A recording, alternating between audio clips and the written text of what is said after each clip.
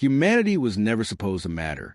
In the grand tapestry of the cosmos, Earth was a statistical anomaly, an unremarkable blue speck circling an unimportant star on the fringe of a minor spiral galaxy. The dominant species, Homo sapiens, was primitive by galactic standards, short-lived, impulsive, violent. When the Archoni first detected the radio emissions from Earth, they cataloged humanity as a Category 0 civilization and promptly forgot about it. But then the beacon lit up. Buried deep beneath the crust of Earth's moon was an artifact, dormant for eons, older than the Milky Way itself.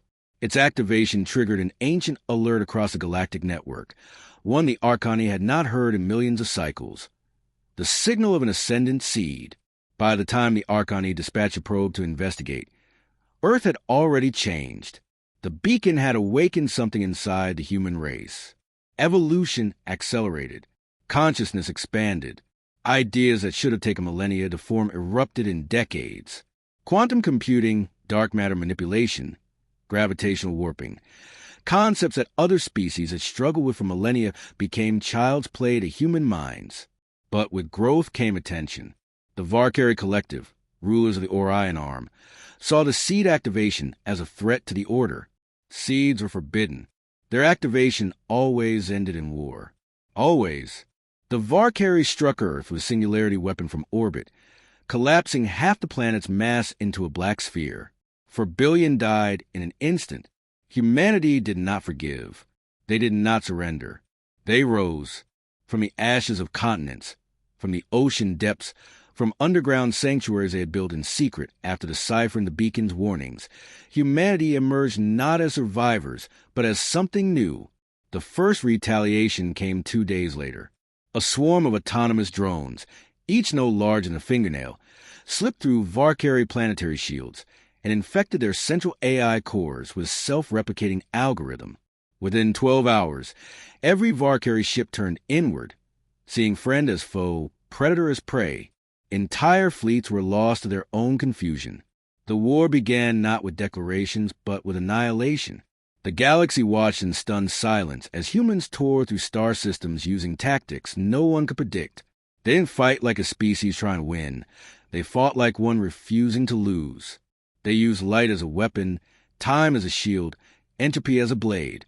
Their greatest invention was not a weapon, but a mind. The Unity Engine, a collective consciousness composed of billions of human thoughts, dreams, and experiences synchronized across space-time. It didn't command armies. It became them.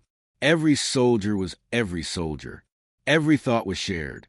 The Unity Engine did not feel fear or pain or doubt. It only advanced. The Valkyrie crumbled. The Archoni tried to intervene, but they too were unprepared.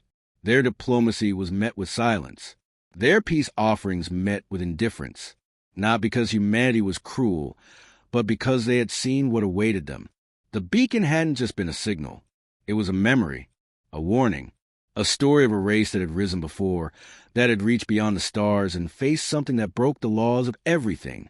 The Oblivion, a force beyond time, a hunger that devoured entire galaxies not out of malice, but out of inevitability.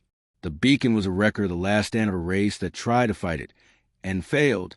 Humanity learned from their mistakes. The war against the Valkyrie was not conquest. It was training, preparation. Every system taken was not pillaged but repurposed. Dyson spheres constructed. Stellar cores mined. Time folders installed. A singular purpose drove them now. Not survival, not dominance, but readiness. The Oblivion came sooner than expected. A ripple in the cosmic web. Stars dimmed. Quantum fields destabilized. On the edges of the galactic halo, entire civilizations vanished without sound or trace. The Unity Engine reached out and felt nothing. No minds. No matter. Just absence. But humanity had seen this coming. From the day the beacon awakened, they had worked to become what no species had ever achieved. Transcendence. Not gods. Not machines. Something else. Something capable of fighting the end of everything. The transformation was not instant. It tore their biology apart, reassembled it with code and light and memory. Children were born who could manipulate dimensions with thought. Elders encoded their souls into particles that would never decay. Earth, long dead, became the core, a gravitational nexus wrapped in layers of folded space-time, unapproachable by anything bound by linear causality. And from the core, the resistance launched. Not ships, but concepts, living ideas, weapons made of paradox and song. The Oblivion responded. Where it moved, reality screamed.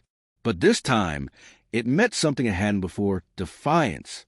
Not blind rage, not desperation. Defiance. The first clash lasted a second and a century. Planets shattered. Laws of physics cried.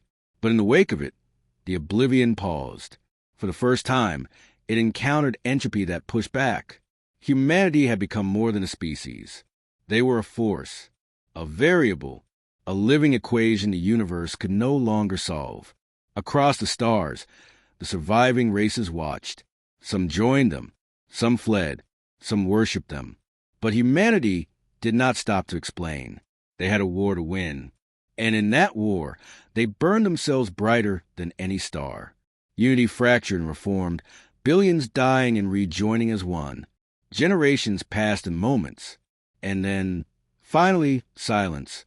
Not death, not defeat, just quiet. The Oblivion was gone. Or maybe transformed. No one knew, but the stars returned. Time flowed forward. The galaxy breathed again. And humanity? They did not come back. Not as they were. Not in bodies. But sometimes on worlds long thought lost, children are born who speak to the stars, who hum songs that no one taught them, who look at the night sky and smile, as if remembering a joke from long ago. And when asked why, they only say one thing: we are rising.